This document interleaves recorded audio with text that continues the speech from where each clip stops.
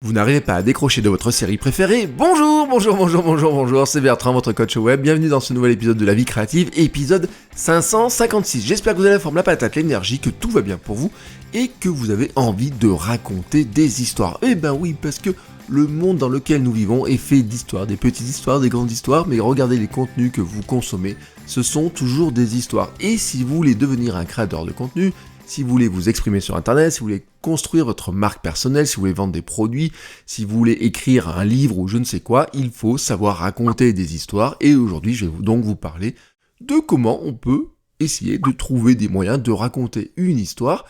Et je vais d'abord, pour faire ça, vous raconter une histoire moi-même. Voilà, une petite histoire. Dimanche dernier, week-end en famille, vous voyez, traditionnellement, petit week-end en famille, on prend un petit moment tous les trois dimanche matin et on se dit, bah tiens, si on regardait un petit dessin animé tous les trois, avec ma fille qui a 3 ans, donc ma femme, ma fille et moi, on se dit, on va peut-être regarder un dessin animé. On s'est abonné à Disney+, pour regarder quelques trucs pendant les fêtes de fin d'année, j'ai gardé l'abonnement, j'ai trouvé des trucs intéressants dessus. Bon, bah on se dit, on va bien trouver quelque chose. Là, on navigue dans les dessins animés, on trouve quelque chose qui s'appelle Vaiana, et on commence à regarder. Ma petite fille, 3 ans, elle dit au début, « Oh, c'est beau, papa, c'est beau, c'est quoi? Oh, regarde, il fait ça et tout. » Puis au bout d'un moment, elle décroche, elle décide qu'elle va jouer. Et nous, avec ma femme, on est sur le canapé, comme ça, on reste scotché pour... On n'a pas eu le temps de le regarder en une seule fois, parce qu'au bout d'un moment, ma fille, elle s'ennuie un petit peu. Mais en tout cas, ce qui s'est passé, c'est que on a fini par regarder tout seul le dessin animé, on est resté scotché devant l'idée. Et vraiment, c'était... Moi, j'ai trouvé que ce film était vraiment super sympa, quoi. Alors, ma fille en a pas vu beaucoup, mais nous, on a trouvé super sympa. Et pourquoi je vous parle de tout ça? C'est justement parce que, dedans, on s'est posé la question, mais pourquoi est-ce qu'on a aimé, pourquoi on l'a pas aimé, etc.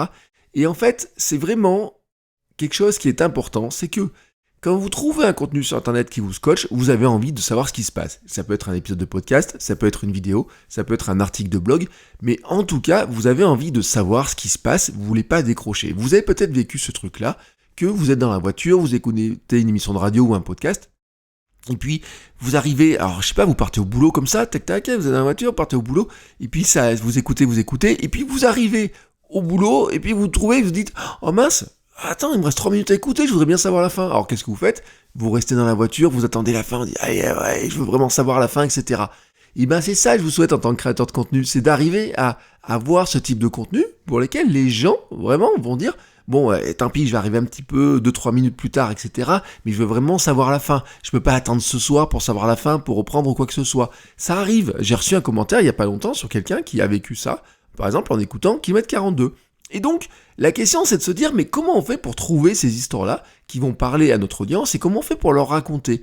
Et souvent, en fait, je me suis rendu compte de quelque chose, on parle souvent de la technique pour raconter l'histoire et pas trop du point de départ, c'est-à-dire de comment est-ce qu'on trouve l'histoire. Alors, vous auriez des méthodes pour arriver à le faire, pour trouver, c'est un petit peu comment raconter, comment trouver, etc. Et vraiment... je peux vous dire un truc, je peux vous le conseiller, la première méthode serait tout simplement de vous dire, bon bah j'ai un abonnement sur Netflix, j'ai un abonnement à Disney+, ou je ne sais quoi, ce week-end je vais me rendre du temps sur mon canapé et je vais regarder des films, des séries, des dessins animés. Alors ça marche à une condition, c'est que vous ajoutez un œil curieux, un œil observateur, un petit peu un enquêteur en vous posant quelques questions, pourquoi je suis resté scotché, qu'est-ce qui me plaît, qu'est-ce qui m'ennuie dedans, qu'est-ce que je retiens finalement au bout, qu'est-ce qui fait que je suis capable d'en parler. Bon, c'est ce que j'appelle la méthode Tarantino. La méthode Tarantino, elle est extrêmement connue parce que Quentin Tarantino, que vous connaissez tous, qui a eu des palmes d'or, etc., il est réputé pour avoir regardé des milliers de films quand il vivait dans un magasin de location de cassettes VHS. Oui, parce qu'il vivait dedans. En fait, il a toujours voulu faire du cinéma, il était ouvreur dans un cinéma porno, et puis à un moment donné, il a trouvé un boulot dans un loueur de VHS, à l'époque où ça existait encore. Bon, j'en ai un au coin de la rue, donc ça existe encore, mais il y en a beaucoup moins qu'avant. Et qu'est-ce qu'il a fait? Bien sûr, il devait proposer des films, mais en fait, il passait son temps aussi à regarder les films, et donc l'histoire dit que, en fait, il vivait carrément dans la boutique, qu'il s'est installé, qu'il vivait carrément dans la boutique. Et donc, pendant 5 ans, il a dévoré tout ce qui passait, notamment le cinéma français et tout, et c'est là que sont venues des idées de certains de ces films, ou en tout cas des collaborations qu'il a pu faire, qu'il a pu rencontrer des gens qui peuvent avoir des idées, etc. Et donc, c'est une méthode qu'il a gardée. Quand il fait, je sais plus quel film, j'avais lu cette histoire-là, quand il s'intéresse par exemple à l'univers du western, il va regarder tous les westerns, tout ce qui s'est fait sur le western, pour décortiquer, pour regarder un petit peu quels sont les codes qu'il doit reprendre, etc. Et à partir de là, il va s'imprégner de l'univers pour dire, je veux faire un film dans l'univers du western, quels sont les codes du western que je dois reprendre, ceux que je peux casser, ceux que je peux modifier, etc. Le but du jeu n'étant pas de faire du plagiat de ce qui se fait, mais de trouver des idées, de collecter des idées dans son cerveau, d'analyser tout ça, pour ensuite, finalement, arriver à en faire quelque chose qui devienne sa propre œuvre. La méthode Tarantino, c'est un excellent exercice à faire, si vous voulez le faire, c'est-à-dire que vous devez tout simplement de vous dire qu'à chaque fois que vous regardez un contenu, que ce soit un film ou une série, vous allez regarder quelle est la structure, regarder un petit peu le personnage, et notamment, vous allez peut-être trouver des choses qui sont assez classiques, notamment comme le voyage du héros. Vous savez, c'est la situation de départ, l'appel à l'aventure, les risques qu'on a pendant l'aventure, la recherche d'un guide, d'un mentor, le défi final, le retour au point de départ avec des nouveaux pouvoirs. Ça, je vous l'ai même fait dans une formation, c'est assez simple. Et quand on regarde, par exemple, dans Vaiana, on se rend compte que c'est pas si simple que ça, qu'on peut y rajouter beaucoup de broderie, on peut broder autour, on peut faire un petit peu différemment les choses. Alors je vous dis pas qu'il faut passer des heures et des heures à décortiquer ça, je vous demande pas de vous transformer en Tarantino, de passer des heures à regarder un seul film en disant je fais une pause, je note, non. C'est d'avoir un œil un peu critique et de regarder un petit peu comment tout ça se passe, comment tout ça se déroule, et de regarder un petit peu le processus narratif global. Vous demandez pourquoi vous restez devant le film, même si vous devinez la fin, parce que moi dans Vaiana, finalement, dès le départ, on sait à peu près ce qui pourrait se passer, on se demande juste comment ça va se passer. Et là, vous allez vous rendre compte qu'en fait, ce qui accroche, c'est vraiment pas les images, la technologie, la beauté des couleurs, ou même ce qu'ils chantent. À la limite, j'ai envie de dire, est-ce que la chanson qu'elle chante et tout, elle est belle ou pas?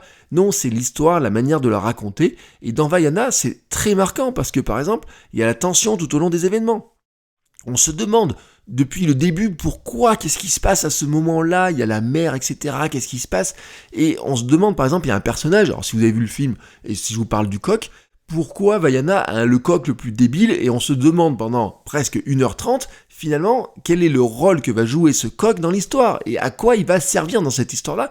Pourquoi les scénaristes, pourquoi les gens qui ont fait ce film se trimballent ce personnage pendant tout le long? Et ça fait partie des choses qu'on va essayer de décortiquer. Et donc, on va aussi regarder, pardon, je viens de taper dans le micro, on va aussi regarder, par exemple, se rendre compte que dans Vaiana, pour reprendre Vaiana, le voyage du héros tel qu'il est raconté classiquement, etc., Campbell, etc., finalement, il n'est pas raconté si simplement que ça, que peut-être que le guide que va chercher Vaiana n'est peut-être pas le guide que l'on pense qu'elle va trouver, ou qu'en tout cas, le guide réel dans son histoire, c'est tout simplement un autre guide. Et voilà, un autre guide. Et peut-être même, alors je vais pas vous raconter toute l'histoire, je voudrais pas vous spoiler le film, mais vous vous rendez compte que peut-être le guide, c'est peut-être pas le guide qui va chercher, mais peut-être que c'est elle qui devient le guide elle-même, vous voyez? Donc, il y a des choses comme ça, vraiment, qui peuvent être prises, et on va se dire, tiens, il y a ça, dans l'histoire, il est raconté comme ça, le pouvoir final est peut-être plus surprenant que ce qu'on pense, c'est-à-dire qu'il part avec un point et puis il arrive à un autre point, il revient, c'est peut-être un petit peu différent de ce qui va se passer. Et puis, il y a un élément aussi qui est intéressant, c'est que finalement, on va le rattacher à une histoire globale qui est beaucoup plus universelle. Et là, on commence à comprendre que finalement, c'est plus difficile que ça d'arriver à raconter l'histoire, parce que théoriquement, raconter une histoire, c'est très simple, c'est extrêmement simple. Mais ce qui m'accroche, moi, dans Vaiana, finalement, c'est pas trop, on va dire, l'histoire en tant que telle, oui, mais ce sont ces points de tension, ce sont ces personnages, c'est cette morale globale, on va dire, même si j'aime pas trop le terme morale, mais en tout cas, vous avez compris, c'est de dire que finalement, raconter une histoire, théoriquement, raconter une histoire n'est pas complexe, parce que c'est quoi? C'est, je vous amène d'un point A au point Z, avec certaines étapes, B, C, D, etc.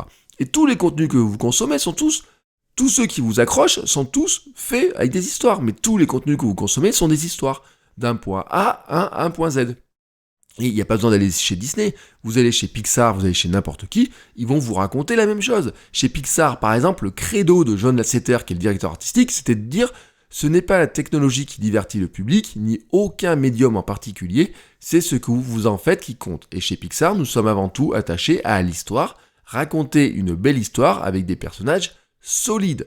Donc on reprend par exemple le voyage du héros, on a des personnages solides dans le voyage du héros, le héros de départ qui va trouver par l'aventure parce qu'il s'est arrivé quelque chose dans son monde, il a son guide, son mentor, son maître Yoda qui va débarquer, son Gandalf ou tout ce que vous voulez, et donc autour de ça vous avez des variantes, vous avez un canevas, mais en fait le voyage du héros il peut être un petit peu complexe des fois pour des petites histoires que vous voulez raconter, ou alors il peut ne pas suffire, il peut vous dire j'arrive pas, j'ai la trame et je sais pas trop comment utiliser, je sais pas trop comment raconter ça. Alors on pourrait redemander chez Pixar un petit peu comment eux ils voient les choses. Et chez Pixar, leur truc c'est de dire l'histoire elle est assez simple. Ils ont une trame, attention, elle est extrêmement simple.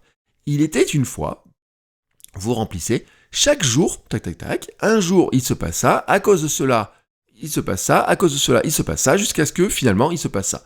C'est-à-dire qu'on part d'un point de départ, il était une fois, le personnage, etc., on revient, et puis il lui arrive ça, un jour il lui arrive ça, il lui arrive ça, il lui arrive ça, il lui arrive ça, il lui arrive ça, et donc on parle de A à Z, imaginez vous avez une rivière, vous êtes d'un côté, vous allez de l'autre côté de la rivière, c'est Z, et puis vous avez plein de petits cailloux, et vous dites, comment je vais passer de caillou en caillou pour finalement raconter cette histoire-là. Mais finalement, quand on raconte ça, on se dit, c'est simple tout ça.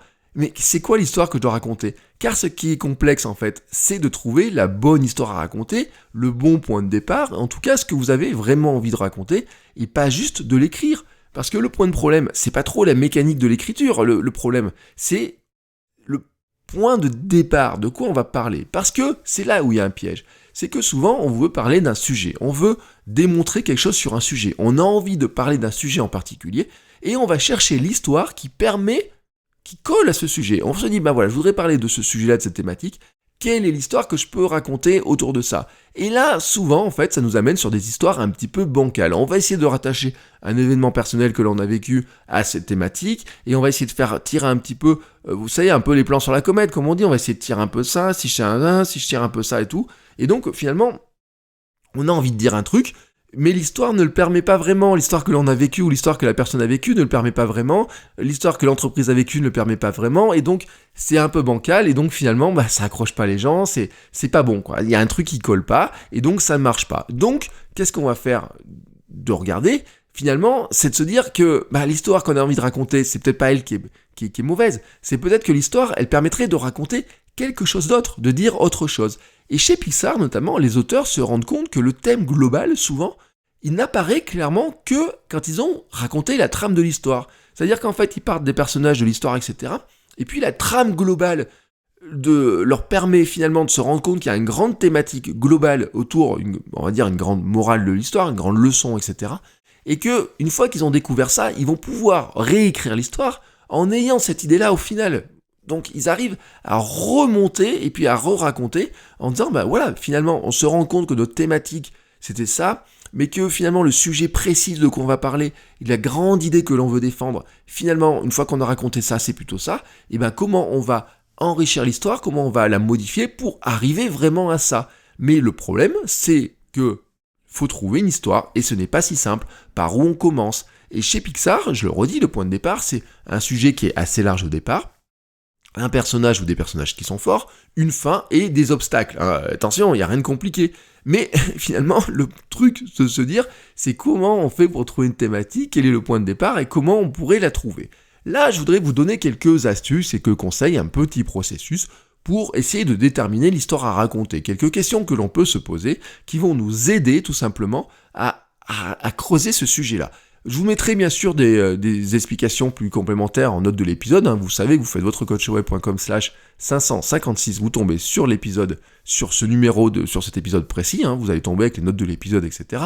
Mais je vais vous donner les éléments comme ça et vous pourrez les retrouver ensuite sur le site. Le premier point, c'est de faire une phrase de focus. Vous savez, en photo, le focus, c'est de faire la mise au point et de se dire finalement c'est quoi ma mise au point, sur quoi j'ai envie de faire la mise au point. Et en fait, la phrase de focus de départ, elle serait assez simple, c'est de se dire quelqu'un fait quelque chose, ça peut être vous, ça peut être quelqu'un d'autre, parce que quelle est sa motivation à le faire ? Mais un challenge arrive, et ça c'est l'obstacle. Là finalement vous avez déjà une première base d'histoire. La personne veut faire quelque chose, ou l'entreprise veut faire quelque chose, elle fait quelque chose habituellement, elle le fait pour telle ou telle raison, mais à un moment donné, il ne s'est pas passé quelque chose comme prévu. Je sais pas, par exemple, on pourrait dire un studio de jeux vidéo travaille sur un jeu vidéo parce qu'il faut sortir un nouveau jeu, parce qu'il y a une nouvelle console, etc. mais ils arrivent à un stade où tout d'un coup il y a un truc qui cloche, ou alors ils voulaient faire un jeu sur telle thématique et puis ils se rendent compte que finalement, il y a un obstacle, ça marche pas et que peut-être ils vont devoir lutter contre des obstacles ou faire autrement les choses. À partir de là, on arrive au point 2 qui est de dire, est-ce que il y a une question qui est importante à se poser, c'est finalement la personne que l'on a pris, parce qu'on peut parler de la personne ou de l'entreprise, qu'est-ce qu'elle voulait au début de l'histoire? Et que se passe-t-il? C'est-à-dire que je vous rappelle le truc, la phrase de focus, c'est de dire quelqu'un fait quelque chose parce qu'il a telle motivation à le faire, et donc qu'est-ce qu'il veut? Qu'est-ce que cette personne veut au début de l'histoire? Et que se passe-t-il? Et là, on arrive donc sur le fameux obstacle. Et donc la question qui va se passer, c'est est-ce que finalement elle y arrive? Est-ce que elle a ce qu'elle veut, mais est-ce que finalement, c'est pas trop intéressant de finalement qu'elle ait ce qu'elle est, ou qu'elle a réussi à le faire, c'est finalement comment elle a réussi à le faire, la difficulté qu'elle a eu à le faire, ou alors le moyen un petit peu surprenant d'arriver à le faire, ou alors la personne qu'elle a rencontrée qui était vraiment inattendue qui lui a permis de le faire. Mais en tout cas, ça peut être non pas le fait qu'elle arrive à le faire, mais le moyen, le cheminement pour arriver à le faire. Ça peut être aussi le fait que finalement elle a réussi à le faire, mais qu'en fait elle veut plus jamais le faire, parce que peut-être elle se rend compte que c'est la dernière fois qu'elle veut le faire. Et ça, on a des histoires incroyables de gens par exemple qui vont dire je voulais créer une entreprise pour faire ça, etc. Et puis je me rends compte quand j'ai créé l'entreprise, j'ai réussi à créer ce que je voulais, mais en fait je me rends compte que je n'ai plus envie d'avoir cette entreprise-là. C'est des histoires que vous allez croiser, que vous pouvez raconter, et qui vont avoir un côté surprenant, parce que quelqu'un va se dire « Mais attends, tu crées une entreprise et tout, t'arrives à créer une entreprise, une belle entreprise et tout, avec des clients, des salariés, et au final, quand tu as ça, tu t'en vas ?» Mais pourquoi ? Et là, tout d'un coup, quand vous avez cette histoire-là, ça vous accroche. Là, tout d'un coup, vous accrochez. Et vous avez l'autre option, qui est de dire « Finalement, elle n'a pas ce qu'elle veut, mais pourquoi elle n'a pas ce qu'elle veut ?» Et donc, vous avez toujours ce point-là. Donc, je le répète, c'est la personne, finalement, qu'est-ce qu'elle voulait au début de l'histoire? Que se passe-t-il? Soit elle arrive à avoir ce qu'elle veut, mais c'est peut-être pas de la même manière, ou alors peut-être qu'elle veut plus, ou alors elle n'a pas ce qu'elle veut, et on va expliquer pourquoi. Et à partir de là, ensuite, on va se rendre compte qu'on pourrait peut-être élargir ça à un sujet qui soit plus global. C'est la troisième phase, c'est-à-dire qu'en fait, on va se demander, on va se dire, finalement, mon sujet de mon histoire, est-ce que c'est la personne elle-même? Est-ce que c'est l'événement qu'elle va vivre? Est-ce que c'est l'idée qu'il y a derrière, la grande idée, de finalement de dire que peut-être que on n'est pas tous faits pour être entrepreneurs, ou peut-être que y a des choses qui, entre nous, en nous-mêmes, nous attirent vers autre chose, qu'on a un appel à quelque chose d'autre, et que c'est par phase, etc. Je ne sais pas, je vous donne des idées comme ça. Mais en fait, on va se dire, qu'est-ce qui nous amène sur un sujet global et qui est plus large? Parce que finalement, ce qui est intéressant dans cette histoire, l'histoire précise, c'est que finalement, on va essayer de trouver un axe et de se demander qu'est-ce qui est vraiment intéressant dans ce truc que je voulais raconter, dans cette espèce de truc que je veux raconter, dans ce cheminement de la personne, dans ce qu'elle a, dans les obstacles, etc. Quel est le petit point qui est vraiment intéressant dedans? Et pourquoi c'est vraiment intéressant dans l'histoire? C'est l'axe. Qu'est-ce qu'on va vraiment trouver d'intéressant? Et qu'est-ce qu'on va trouver d'intéressant? C'est ce qui nous amène au point 4. C'est ce petit point intéressant qui me scotche à l'histoire, parce que finalement, c'est un côté qui peut être surprenant, ou alors quelque chose dont je peux tirer finalement une leçon pour moi-même ou pour le monde entier. Alors leçon, je le mets vraiment avec des guillemets, mais vraiment vous avez compris l'idée, c'est de se dire que finalement, l'histoire que vous allez raconter, ou l'histoire que j'écoute, si je me place en tant qu'auditeur, auditeur ou lecteur, j'ai, à un moment donné, il y a quelque chose, je me dis, tiens, la petite morale, j'aime pas le terme morale, mais vous avez compris l'histoire, on dit souvent la morale de l'histoire, c'est que finalement, cette petite histoire que j'entends, ce bout d'histoire que j'entends, il va me tilter dans ma tête en me disant, ah oui, mais ça, je connais, ça, c'est quelque chose que j'ai vécu, tiens, ça me permet de comprendre un petit peu mieux ce que j'ai vécu. Ou je connais quelqu'un qui l'a vécu. Ou alors, ça permet de mieux comprendre le monde qui nous entoure, l'univers qui nous entoure, j'ai envie de dire, l'univers dans sa globalité. Et vous savez, je reviens sur les histoires l'histoire à la Seinfeld, l'histoire à la Seth Godin, c'est de dire comment on prend un petit événement qu'on regarde et comment on l'extrapole à une vérité plus large. Vérité toujours avec des guillemets, mais vous avez compris le principe. Et donc là, ce qui est intéressant, c'est de se dire que finalement, c'est quoi un petit peu la morale de l'histoire, je veux dire la leçon, c'est-à-dire que qu'est-ce qui est vraiment intéressant dans l'histoire que je viens de raconter, qui peut servir à la personne qui va l'écouter, la lire, et qui va vraiment la garder en tête, parce qu'en se disant, ça, c'est quelque chose que je peux raconter moi-même. Ah tiens, j'ai entendu l'histoire de telle personne, et ben en fait, voilà, il s'est passé ça et tout, et tu vois, ça me pose des questions là-dessus. Ou alors, tiens, j'ai vu ça, j'ai entendu ça, etc. Et tu vois, ben, ce conseil-là, je le garde en tête parce que je trouve que c'est intéressant. Ce truc-là me questionne. Tous ces éléments-là, comme ça, vous savez, des fois, ça vous arrive, vous dites, tiens, j'ai entendu ça, etc. Ben, tiens, ça, je dois le noter parce que je pourrais le réutiliser. Tiens, ça, je vais raconter à ma sœur ou à je sais pas qui parce que je pense qu'elle a vécu un peu ça ou ça pourrait l'aider. Oh, bah, tiens, cette personne a l'air intéressante. Tout ça, ces petits éléments, c'est ça que vous devez rechercher. C'est ce qui scotche, et c'est ça qu'en fait les gens retiennent de l'histoire. Les gens, ils ne retiennent jamais le détail complet d'une histoire. En fait, parce que, d'ailleurs, c'est quelque chose que j'ai entendu, de quelqu'un qui disait, je lis un bouquin, je lis un roman, j'arrive à la fin du roman, je me rappelle pas ce qui s'est passé dans le roman. Mais je me rappelle certaines parties. Oui, parce que notre cerveau, en fait, il va garder ces éléments. En fait, ce qu'on appellerait des éléments détachables. Vous voyez, vous imaginez, vous savez, vous avez des papiers des fois avec des petites annonces, vous avez les numéros de téléphone, vous pouvez tirer dessus, ça détache le numéro de téléphone. Imaginez qu'en fait, votre histoire, ce soit ça. Vous avez une grande feuille histoire, une grande A4, et puis vous avez des petits éléments que les gens vont pouvoir décrocher, et ces éléments qu'ils vont pouvoir décrocher, ce sont vraiment des petits bouts, des petites leçons qu'ils vont tirer pour eux-mêmes ou pour le monde, pour une meilleure compréhension du monde, etc. Et votre histoire, elle sert à ça. Et c'est ça que vous devez arriver à inclure. Et au final, quand on mixe un petit peu tous ces éléments, qu'est-ce qu'on pourrait se dire que finalement ? C'est que une histoire, quand on fait ça, une bonne histoire, elle est relativement simple à raconter. C'est voici ce qui est arrivé, il s'est passé ça, puis encore ça, etc. Mais vous n'allez pas le croire, à un moment donné, il s'est passé ça, où la personne a fait telle ou telle chose. Et la raison pour laquelle c'est intéressant pour tout le monde, c'est ça. Et donc, vous n'allez pas le raconter comme ça en fait. Là, vous avez une trame. Et cette trame-là vous permet, à partir de là, de raconter vraiment l'histoire et d'y ajouter du détail, de mettre des sentiments, de mettre des images, de mettre tout un tas de choses à l'intérieur. Et je vais vous faire, j'ai noté comme ça, j'ai une idée, par rapport à mon histoire du marathon. Je pourrais très bien vous raconter l'histoire du marathon, d'une manière un peu plan-plan. C'est l'histoire d'un mec qui décide de faire un marathon pour ses 42 ans et qui court le marathon de Paris et qui arrive à l'arrivée du marathon de Paris et qui est heureux. Bon, voilà. Est-ce que cette histoire-là vraiment va vous intéresser ? Je n'en suis pas certain.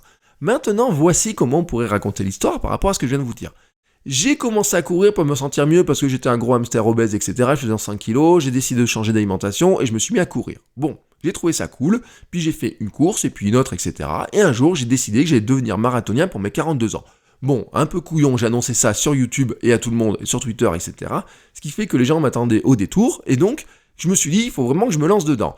J'ai commencé à m'entraîner, mais ce qui est intéressant dans l'histoire, finalement, de mon marathon, c'est que j'ai failli échouer. Je n'ai pas failli échouer parce que je manquais de motivation, je n'ai pas failli échouer parce que je m'entraînais pas, je n'ai pas failli échouer parce que je n'allais pas courir 3 ou 4 fois par semaine, mais justement parce que c'est pas le manque de volonté, c'est la survolonté, c'est le fait de vouloir être trop parfait, c'est le fait de vouloir vraiment faire mon entraînement qui fait que je me suis trop entraîné, que je me suis blessé et que j'ai failli ne pas devenir marathonien, tout simplement parce que je voulais trop devenir marathonien. Et là, tout d'un coup, la morale de l'histoire n'est plus l'histoire du gars qui court un marathon pour ses 42 ans, mais l'histoire de dire que finalement, parfois, la motivation et la surmotivation ou la volonté de trop bien faire les choses nous amène finalement droit dans le mur et qu'il vaudrait mieux peut-être faire les choses un peu plus simplement. Et là, tout d'un coup, quand vous écoutez cette histoire-là, que vous soyez dans le sport, que vous soyez dans la création de contenu, que vous soyez dans n'importe quoi, ça peut vous faire tilt. Et là, vous le gardez. Et ce truc-là, c'est ça, le petit bout détachable, c'est ça que vous allez garder. Et vous savez quoi ? C'est ce que les gens gardent dans mon histoire de Kilomètre 42, c'est ce que vous pouvez garder dans la vie créative, c'est ce que vous pouvez garder dans tous mes contenus. Il y a par moments des petits trucs comme ça, vous faites tic, tiens, ce truc-là, ça me parle, oui, il y a un truc qui me parle là-dedans, c'est pour ça que je vous raconte des histoires, je vous raconte plein d'histoires, je passe mon temps à vous raconter des histoires et à regarder des histoires, mais aussi à vous raconter, et même vous raconter le fait que je regarde des histoires. C'est pas la première fois que je vous dis que je regarde Netflix et que je fais du contenu sur Netflix et que ça m'inspire des choses, je vous en ai déjà parlé, Marie Kondo et compagnie, vous pouvez avoir l'impression que je passe du temps à regarder sur Netflix, non, en fait, je passe pas beaucoup de temps à regarder Netflix, etc. C'est juste que quand je regarde avec un œil un peu critique, j'arrive à en faire des choses, mais surtout que je me dis, et si on n'arrivait pas à en faire quelque chose avec un petit élément détachable ? Et comme ça, c'est l'histoire que je viens de vous raconter ce matin, c'est exactement ce point-là. C'est-à-dire que j'aurais pu commencer par vous dire, c'est l'histoire d'une petite famille qui regarde Vaiana le dimanche matin, et puis voilà, et puis elle trouve ça intéressant, et puis elle reste scotchée, elle se demande comment elle a fait pour passer 2 heures devant ce film, alors que la petite fille est partie jouer, etc. Point bref. Mais finalement, on peut se dire, qu'est-ce que finalement ces histoires-là, etc. nous amènent dans leur conception, dans leur manière de les concevoir, et comment pourrions-nous aussi concevoir des idées qui sont beaucoup plus intéressantes ? Voilà, c'était la thématique globale de cet épisode-là. Vous avez compris vraiment ce que je voulais vous dire. à ce stade, et bien maintenant, vous avez une trame, voilà, vous avez une trame. C'est facile de broder autour, vous avez cette trame-là, quand vous êtes capable de raconter l'histoire comme ça, vous avez votre trame. Et maintenant que vous avez votre trame, qu'est-ce qu'il me reste à faire ? Eh bien, il est temps pour moi de fermer ma bouche et de vous laisser raconter vos histoires. Et n'oubliez pas que vous pouvez partager vos liens ou m'envoyer un petit message sur les réseaux sociaux, par mail, vous venez sur le site, vous venez sur mon compte Instagram, @BertrandSoulier, sur Twitter, @BertrandSoulier, vous venez partout où vous pouvez me trouver, sur LinkedIn, etc. pour me partager les liens, me raconter vos histoires, etc. Et n'oubliez pas aussi de laisser un petit commentaire sur Apple Podcast, ça aide toujours le podcast à être découvert. Et moi je vous dis à la semaine prochaine pour vous raconter de nouvelles histoires. Ciao ciao!